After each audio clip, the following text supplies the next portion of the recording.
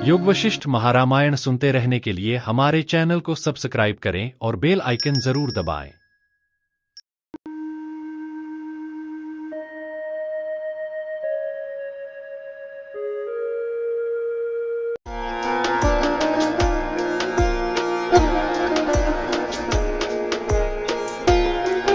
योग वासिष्ठ महारामायण सर्ग 18 स्थिति प्रकरण। मलिन चित्तों का मलिन चित्तों के साथ संबंध। जागृत आदि अवस्थाओं के शोधन से चिन्मात्र परिशेष रूप शुद्धि का लाभ और ज्ञानी की मोक्ष प्राप्ति का वर्णन। शुद्ध मनोराज्य का शुद्ध और मलिनों के साथ सम्मेलन प्रकार पहले कहा जा चुका है। अब मलिनों का मलिनों के साथ मेलन प्रकार तथा जागृत आदि अवस्थाओं और दृष्टा दृश्य आदि के शोधन द्वारा पूर्व सर्ग के अंतिम श्लोक में कही गई चित्त की चिन्मात्र परिशेष रूप सिद्धि की प्राप्ति और उसके द्वारा मुक्ति प्राप्ति बतलाने के लिए पूर्वोक्त जगत आदि प्रपंच भेद को आत्मा के असाधारण प्रतिभास के अधीन प्रतिभास से सिद्ध करते हैं।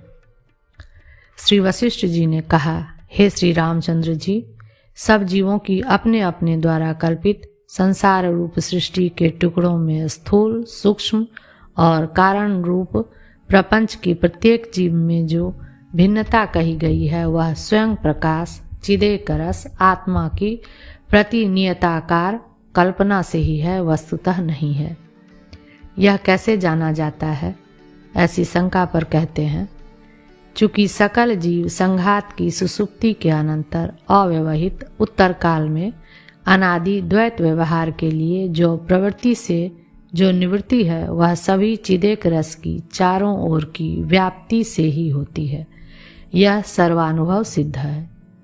इसलिए पूर्वोक्त प्रपंच की भिन्नता स्वप्रकाश चिदेक रस आत्मा के प्रतिभास से है, यह ज्ञात होता है।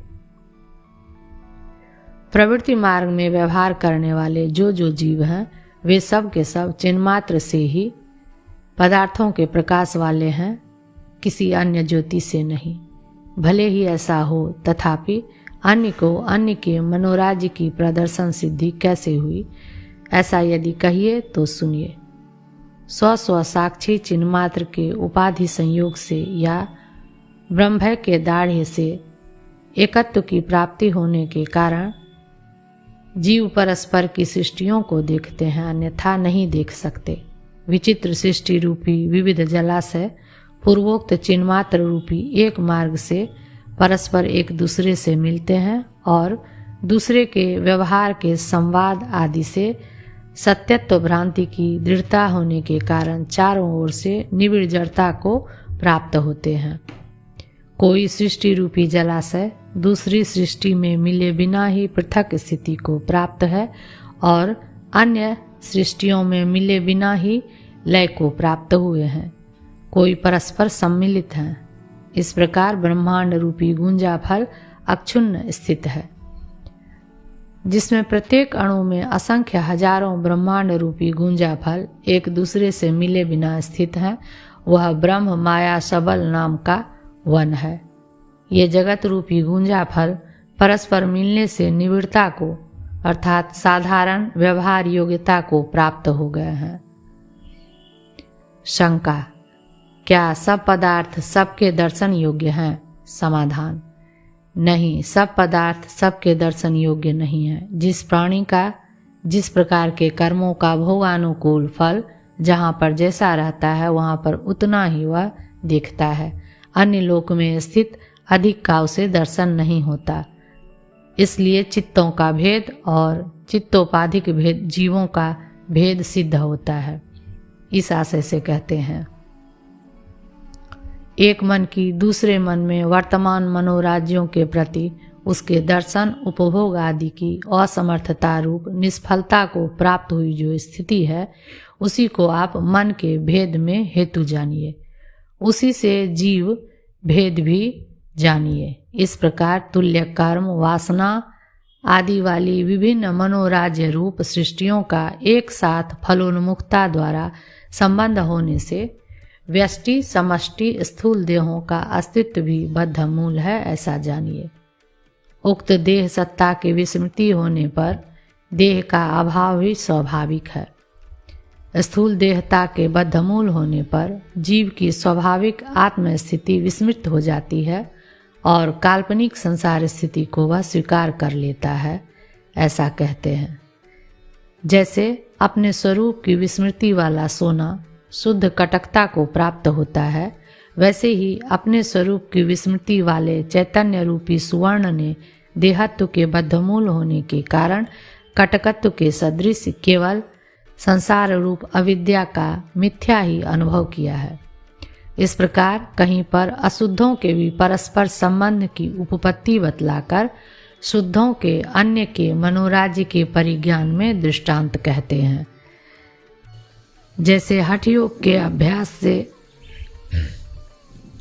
शुद्ध हुआ प्राणवायु दूसरे के शरीर में प्रवेश द्वारा दूसरे के प्राणों और देहेंद्रियों में अपनी स्वाधीनता के परिज्ञानवश उनसे ज्ञेय शब्द आदि विषयों को जानता है, वैसे ही शुद्ध मन भी अन्य सृष्टि के मनोराज्य को जानता है।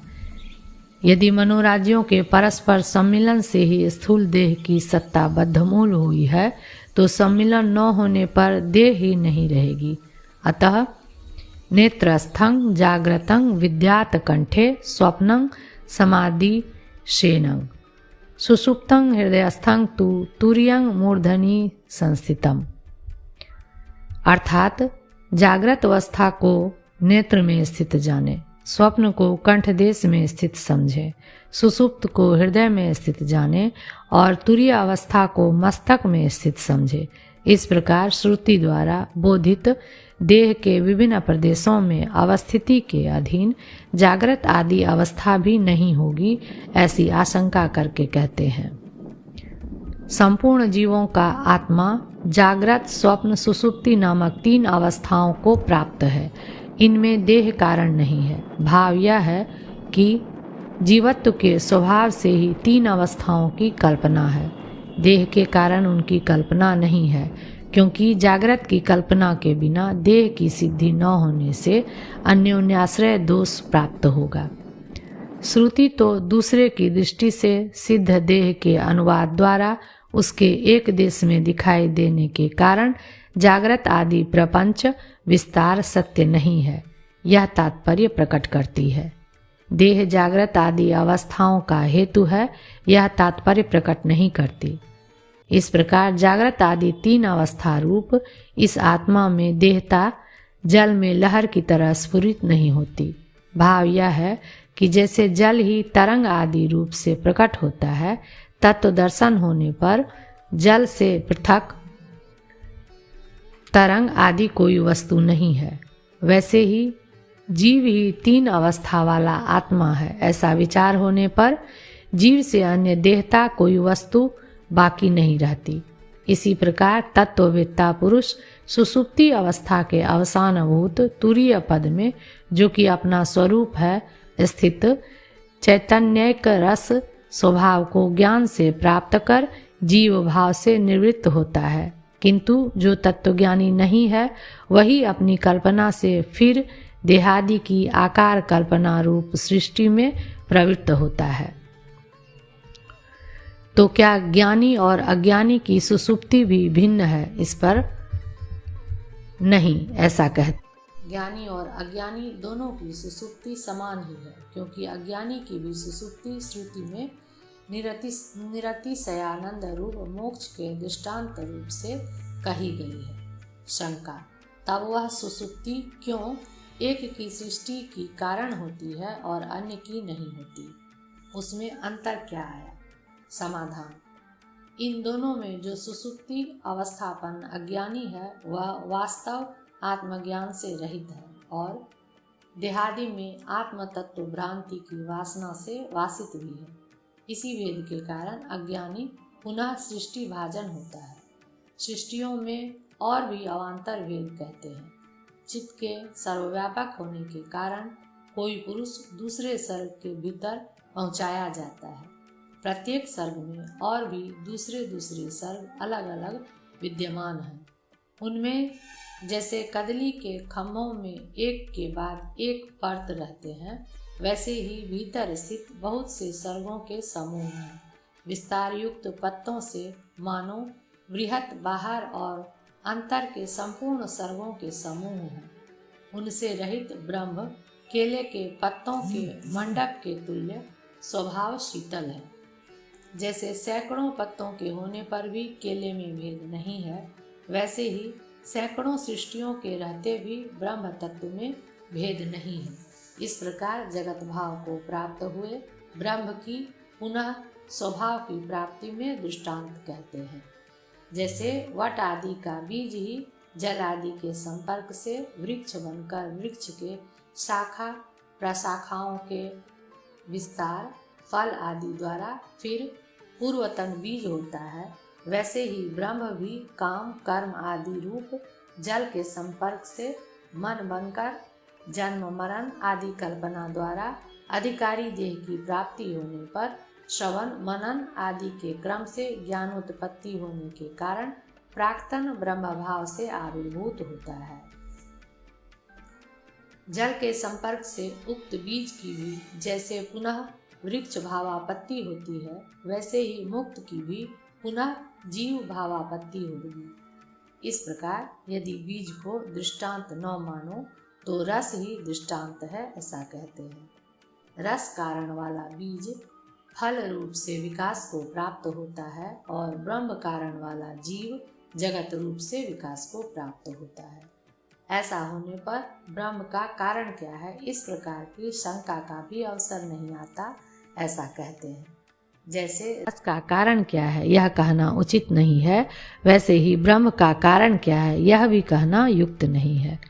यदि कहिए जैसे पत्ते शाखा फूल फल आदि में सरसता दिखाई देने के कारण उनका स्वभावभूत रस उनका कारण है, वैसे ही जगत का कारण ब्रह्म भी जगत धर्म स्वभाव ही होगा। ऐसी अवस्था में ब्रह्म कारणता स्वभाव कारणतावाद ही ठहरी, ऐसी शंका करके कहते हैं। पर ब्रह्म परमात्मा निर्विशेष होने के कारण स्वभाव नहीं कहा जा सकता। भाव यह है कि कार्य के साथ उत्पन्न होने वाले असाधारण कर्म विशेष रूप कार्य स्वभाव का कारण में संभव नहीं हो सकता। तब तो चेतन ब्रह्म मात्र कारण से जगत में जाड्यादि स्वभावत्व की असिद्धि हो जाएगी।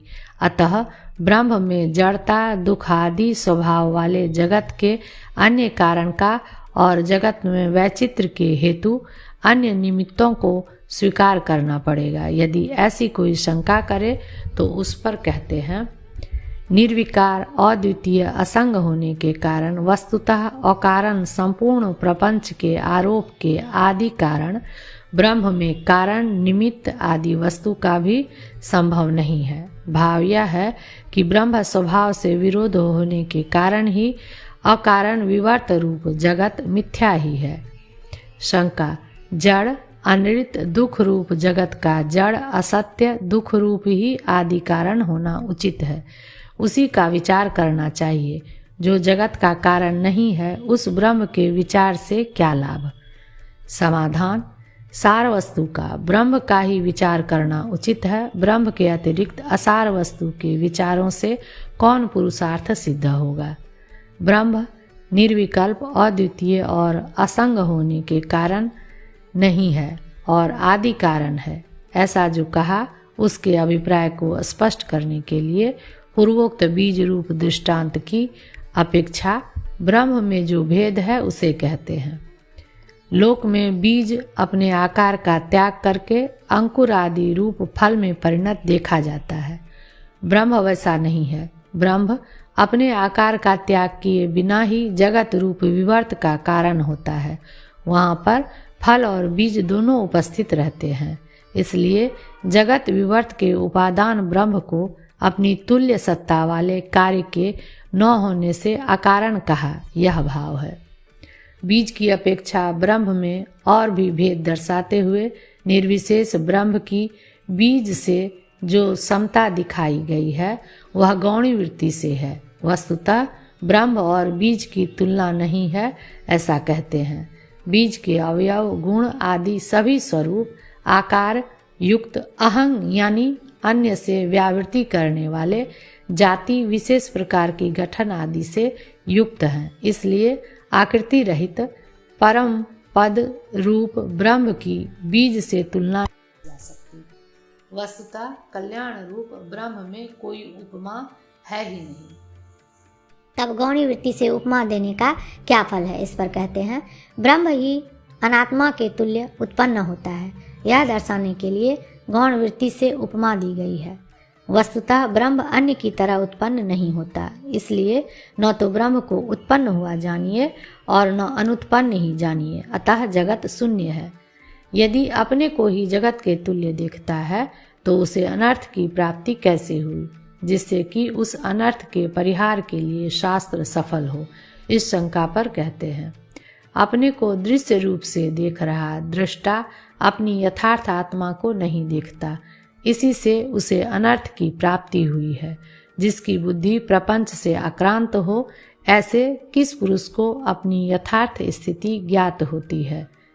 यद्यपि उसकी पूर्ण आनंद स्वप्रकाशता स्वाभाविक है, तथापि विभ्रांति पैदा होने पर वह व्यर्थ हो गई।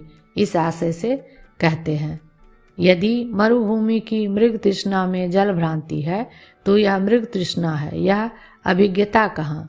यदि यह जल नहीं है, यह अभिज्ञता है, तो मृग तृष्णा कहाँ। भाव यह है कि भ्रांति होने पर अभिज्ञता रह नहीं सकती। निर्मल स्वप्रकाश सर्वगत होने से आत्मा यद्यपि सदा सबके स्पष्ट रूप से दर्शन योग्य है, तथापि कभी कोई भी उसको यथार्थ रूप से नहीं देख सकता। यह बहिर्मुख लोगों की भ्रांति की प्रबलता पर महान आश्चर्य है, ऐसा कहते हैं। जैसे नेत्र बहिर्मुख होने के कारण अपने स्वरूप को नहीं देख सकता, वैसे ही संपूर्ण अंगों से युक्त आकाश की तरह निर्मल दृष्टा भी बहिर्मुख होने के कारण साक्षात अपने स्वरूप को नहीं देख पाता। यह ब्रह्म की बड़ी विस्मयकारिता है। यदि कोई शंका करे, बहिर्मुख पुरुष भीतर अपने आत्मा को भले ही न देखे, पर बाहर के और लोगों के आत्मा को उसे देखना चाहिए। इस पर कहते हैं, जैसे सर्वथा ब्रह्म शून्य मुक्त पुरुष दृश्यता को प्राप्त हुए द्वैत को नहीं देखता, वैसे ही सर्वांग पूर्ण आकाश के तुल्य निर्मल दृष्टा बहिर्मुख होने के कारण अपने आत्मा की तरह बाहर के सब लोगों के भी पारमार्थिक स्वरूप को नहीं देखता। आकाश के तुल्य निर्मल ब्रह्म यत्न से भी प्राप्त नहीं होता। दृश्य को दृश्य रूप से देखने पर तो उसका लाभ बहुत दूर है, इसलिए दृश्य को दृश्य रूप से नहीं देखना चाहिए, किंतु दृक् मात्र रूप से देखना चाहिए, यह भाव है। यदि कोई शंका करे, दृष्टा को अंतरात्मा विषयाभिमुख दृष्टा द्वारा भले ही न देखा जाए, किंतु घटादि विषयों का अधिष्ठानभूत आत्मा तो बाह्य वृत्ति व्याप्ति से दिखाई देना चाहिए, क्योंकि उसमें प्रत्यंगमुखता का कोई उपयोग नहीं है। इस पर कहते हैं, घटादि विषय प्रदेश में वृत्ति अवच्छिन्न दृष्टा की वृत्ति के बाह्य घटादि के आकार में परिणत हो जाने से जहाँ दृष्टा की भी घटादि स्वरूप प्राप्ति के बिना घटादि नहीं देखे जा सकते, वहाँ पर दृष्टा की दृश्यता दूरतः अपास्त ही है। इसी अर्थ को बतलाने के लिए सूक्ष्मस्य यह विशेषण दिया है। भाव यह है कि विषयाकार वृत्ति के साथ तादात्म्यपन्न स्वरूप से अतिरिक्त सूक्ष्म चिन्मात्र का दर्शन नहीं हो सकता है। इसलिए हे श्री रामचंद्र जी, दृश्य ही दिखाई देता है, दृष्टा दिखाई नहीं देता। शंका, यदि दृष्टा सर्वथा नहीं देखा जाता है तो चित्त की पूर्वोक्त चिन्मात्र परिशेष रूप शुद्धि के लाभ से मोक्ष प्राप्ति कैसे होगी? समाधान, केवल एकमात्र दृष्टा ही है, दृश्य तो यहाँ कुछ है ही नहीं। जो कुछ दिखाई देता है एकमात्र भ्रांति का विलास है। इसलिए चिन्मात्र परिशेष रूप शुद्धि के लाभ से मोक्ष की प्राप्ति में कौन बाधा है? दृष्टता भी वास्तविक नहीं है, ऐसा कहते हैं। यदि सर्वस्वरूप दृष्टा दृश्य में स्थित है तो दृष्टता कहाँ रही? भाव यह है कि दृश्य प्रदेश में जो स्थित नहीं है उसकी दृष्टता नहीं हो सकती और सर्वभूताधिवासा साक्षी चेता इत्यादि श्रुति भी है। इससे दृष्टा को सर्वात्मा और दृश्य में स्थित अवश्य कहना चाहिए। ऐसा यदि है तो उसके आत्मभूत संपूर्ण दृष्ट में अपने में क्रिया का विरोध होने से दृष्टता कैसे होगी। यदि कहिए कि सर्वशक्तिमान होने के कारण राजा की तरह वह दृश्य को उत्पन्न कर उसका वैसा अनुभव करता हुआ दृष्टा होता है, तो अपने से अतिरिक्त उपकरण की अपेक्षा होने पर शक्ति संकोच मानना पड़ेगा। अतः स्वयं अविकृत ही वह तत् दृश्य रूप से उदित होता है, यहीं पर अवशिष्ट रहता है। इससे सिद्ध हुआ कि दृष्टता रूप अतिरिक्त वस्तु की सिद्धि नहीं है। इस आशय से कहते हैं, राजा के समान सर्वशक्तिमान दृष्टा जिस जिस वस्तु को जैसे प्राप्त होता है वैसे ही शीघ्र उसका अनुभव करता है। सर्वशक्तिमान दृष्टा ही दृश्य रूप में उदित होता है। जैसे वसंत रस का उल्लास अपनी रसता का त्याग न करता हुआ ही फल पुष्प और लता रूप से उन्नत दैदीप्यमान वनखंड होता है, वैसे ही चित्त का उल्लास भी अपनी चिन्मात्रता का त्याग किए बिना ही जीव और तदंतर देह होता है। स्वानुभव रूप ही वह इच्छु विकार रूप रस में शर्करा की नाई अहंतादि रस वाले अपने में दर्शन दृश्य रूप जगत स्वप्न को देखता है। जैसे ईख का रस ईख के रस से भिन्न विविध सैकड़ों शर्करा खंड आदि के रूप से उदित होता है, वैसे ही चेतन भी अपने स्वरूप से अभिन्न विविध जगत रूप से निश्चय उदित होता है। अपने में अपने आप स्फुरित हो रहे दृश्य रूप सैकड़ों शाखाओं से युक्त चिद रस उल्लास वृक्षों का यहाँ पर अंत नहीं जाना जाता, क्योंकि नाना खंड सहस्रोधय है। इससे ब्रह्म की अनंतता दर्शाई गई है। उन ब्रह्मांडों के भोग चमत्कार भी अनंत हैं, ऐसा कहते हैं। यह ब्रह्मांड रूप वन खंड जैसे जैसे अपने रस के चमत्कार का प्रत्येक को अनुभव कराता है, वैसे वैसे यह चेतन अपनी पृथक स्थिति को देखता है। चमत्कृति की विचित्रता में चमत्कृति की कल्पना करने वाले तत् जीवों के विचित्र संस्कार का उद्बोध ही कारण है, ऐसा कहते हैं। इस जीव शक्ति को जो जो अपनी सृष्टि जैसे उदित होती है, वह आत्मचिद रूप उस भुवन स्थिति को वैसे ही प्राप्त होती है। समान वासनाओं का आविर्भाव होने पर अज्ञानी जीवों की भी सृष्टियां परस्पर मिलती हैं। ऐसा जीव सृष्टियों का मिलन जो पहले कहा गया उसका उपसंहार करते हैं।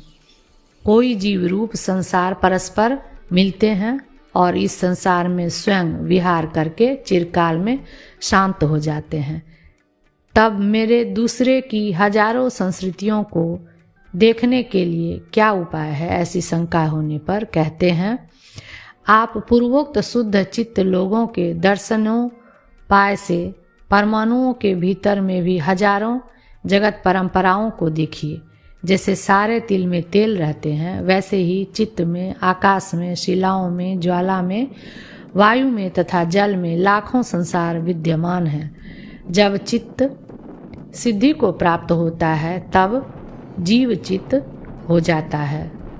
वह चित्त शुद्ध और सर्वगत है, अतएव उसका परस्पर अन्यों से मिलन होता है। मिलन भी स्वकीय परकीय स्वप्नों के दैवात कहीं संवाद के तुल्य अपने अपने अंतःकरण का कल्पना मात्र ही है, इस आशय से कहते हैं। ब्रह्मा आदि सब का स्वसत्ता से कल्पित भ्रम का प्रतिरूप यह जगत रूप बड़ा भारी स्वप्न अंदर उदित हुआ है। कई भूत परंपराएं एक स्वप्न से दूसरे स्वप्न में जाती हैं। स्वप्न परंपरा में भ्रमण करने से दीवार आदि के तुल्य ठोस परमात्मा रूप वस्तु में इस संसार रूप दीर्घ स्वप्न की प्राप्ति होती है और संसार रूपी स्वप्न की वासना की दृढ़ता से वह दृढ़तर है। चिति जहाँ पर जिसकी भावना करती है वहाँ पर वह शीघ्र ही उत्पन्न होता है। उसने स्वप्न में भी जिसको देखा वह स्वप्न के समय में सत्य ही है, इसलिए उसमें चित्त सत्ता के संबंध का अनुभव होता है। जैसे बीज के अंदर सूक्ष्म रूप से पत्ते, लता, फूल, फल रूप अणु रहते हैं, वैसे ही चिद अणु के अंदर सब सूक्ष्म अनुभव यानी जगत के आकार की वासनाएं विद्यमान है। परमाणु रूप जगत के अंदर चित्त परमाणु विद्यमान है। ऐसी अवस्था में चित्त और जगत के संपूर्ण रूप से परस्पर अंदर प्रवेश को आश्चर्य मानता हूँ, यह अर्थ है। अथवा यह आश्चर्य नहीं है, क्योंकि चिदाकाश ही, जो कि जगत भ्रमों के द्वारा भेद से गृहीत था, अपने में लय हो जाता है, इसी आशय से कहते हैं। आकाश आकाश में लीन हो गए, अतः आप द्वैत या एकत्व के भ्रम का त्याग कीजिए। पूर्वोक्त का ही स्पष्टीकरण करते हैं। चेतन, देश, काल और क्रिया रूप अपने ही सूक्ष्म अंशों से आत्मभूत अणुओं का ही अन्य की तरह अपने अंदर अनुभव करता है। वस्तुतः अन्यों का अनुभव नहीं करता है, अन्यों का तो संभव ही नहीं है। ब्रह्मा से लेकर कीड़े मकोड़े तक सर्वसाधारण तत् अंतःकरण रूप की उपाधि के कारण परिच्छिन्न हुआ चिदणुखंड प्रलय काल में यद्यपि अस्फुट रहता है, तथापि सृष्टि का स्वप्न प्राप्त होने पर स्फुट होकर तत् देह दृष्टि से अनुभव को प्राप्त कराया जाता है। जिसका सबको अनुभव होता है वह क्या है, ऐसी यदि किसी को जिज्ञासा हो तो उस पर कहते हैं, यह जो स्फुरित हुआ है, दृष्टिगोचर हुआ है, यह अनिर्वचनीय ही है। शंका, फिर वह है क्या?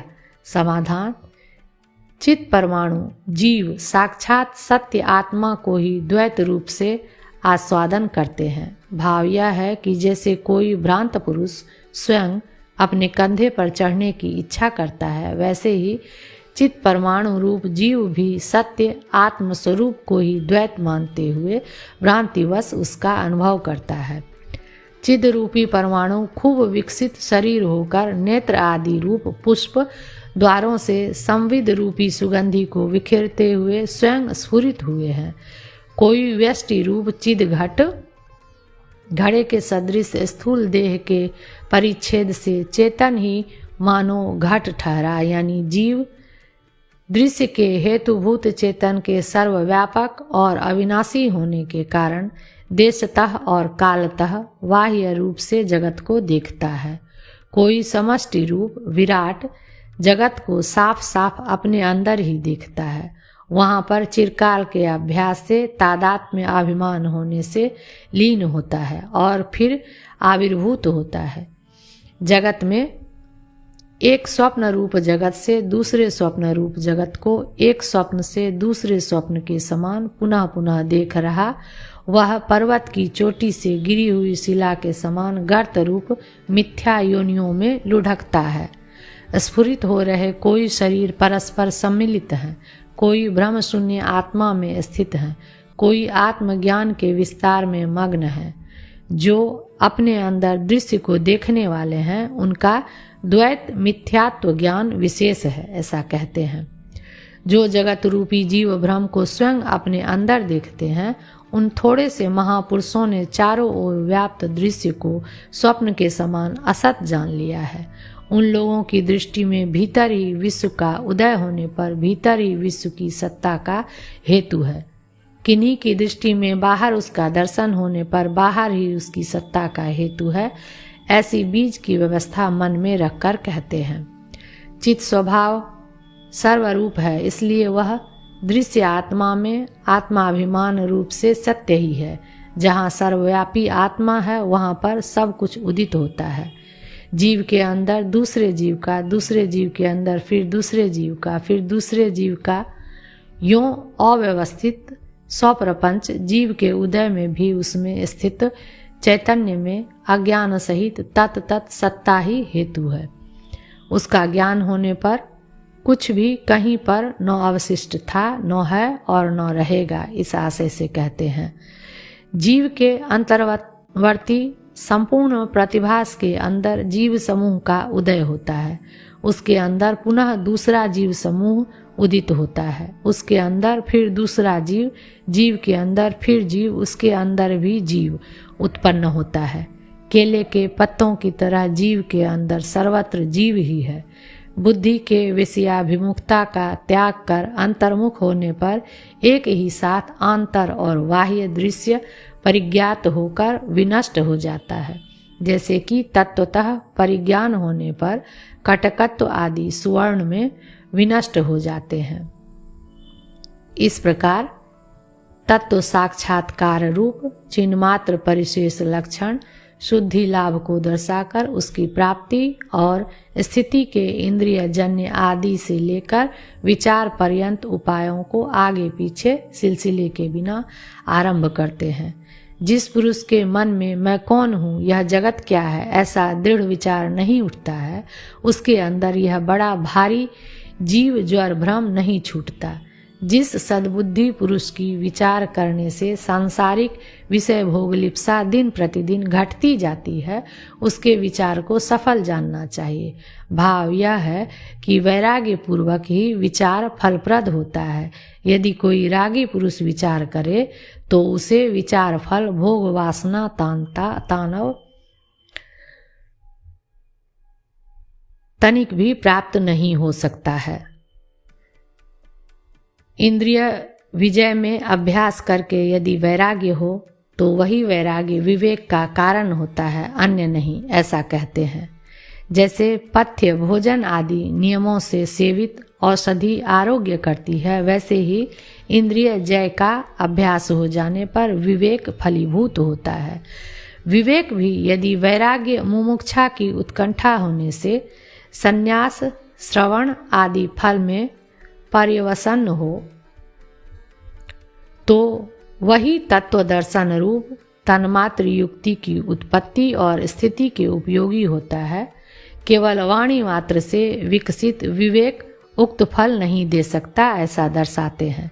चित्र में दैदीप्यमान अग्नि के समान जिसके वचन में ही केवल विवेक है, मन में नहीं है, उस पुरुष के द्वारा अपरित्यक्त अविवेकिता केवल दुख के लिए ही है। यानी जैसे चित्र में स्थित प्रकाशमान अग्नि से दाह आदि नहीं होते, वैसे ही वचन मात्र विवेक से फल सिद्ध नहीं होता। तब विवेक के मन में स्थित होने की क्या पहचान है? इसी शंका पर वैराग्य ही एकमात्र उसकी पहचान है, ऐसा कहते हैं। जैसे स्पर्श से वायु सत्ता को प्राप्त होता है, वाणी से नहीं, वैसे ही एकमात्र इच्छा के दूर होने से यानी वैराग्य से ही विवेक जाना जाता है। जैसे प्रत्यक्ष स्पर्श वायु का लक्षण है, वचन मात्र स्पर्श उसका लक्षण नहीं है, यह भाव है।